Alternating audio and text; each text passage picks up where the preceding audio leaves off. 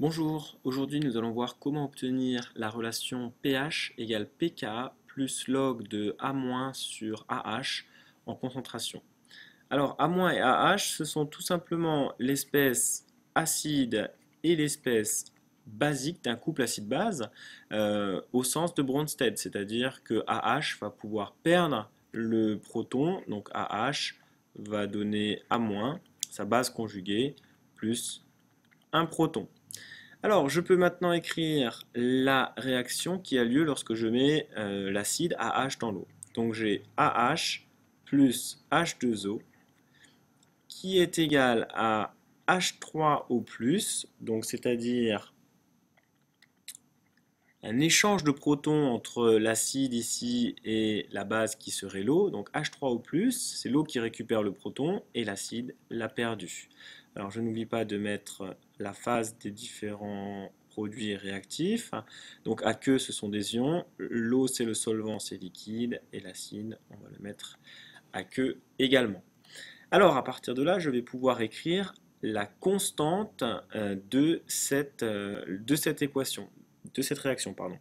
Donc je vais avoir K qui est égal à H3O+, le produit en concentration donc de H3O+, fois A-, divisé par AH en concentration, et je ne fais pas figurer l'eau, car c'est le solvant.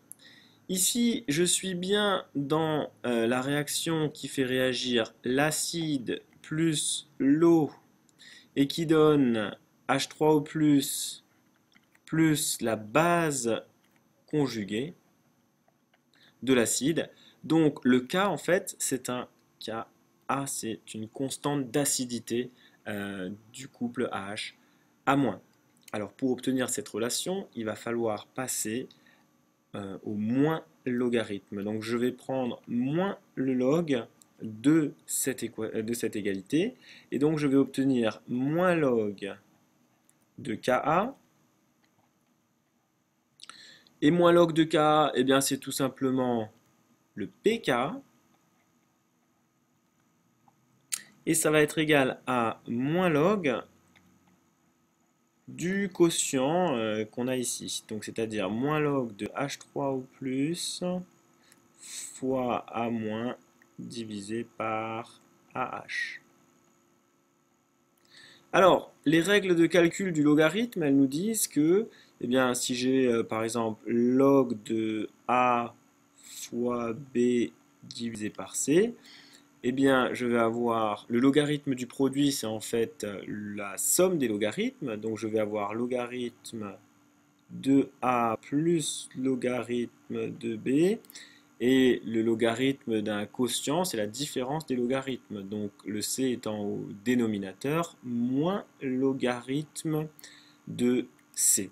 Alors si j'applique ici, je vais retrouver que tout cela c'est égal à moins log de H3O+, donc moins log de la concentration en H3O+, moins log, et puis je vais garder le rapport entre A- et AH. Voilà. Et maintenant, eh bien, moins log de H3O+, c'est tout simplement le pH. Donc si je réécris mon équation, j'obtiens que pKa est égal à moins log de H3O+, c'est-à-dire pH, moins le logarithme du rapport des concentrations entre l'espèce basique et l'espèce acide. J'y suis presque. Il me suffit de passer le rapport des logarithmes de l'autre côté et j'obtiens bien la relation cherchée, à savoir pH égale pKa plus logarithme de l'espèce basique divisé par l'espèce acide en concentration. Voilà.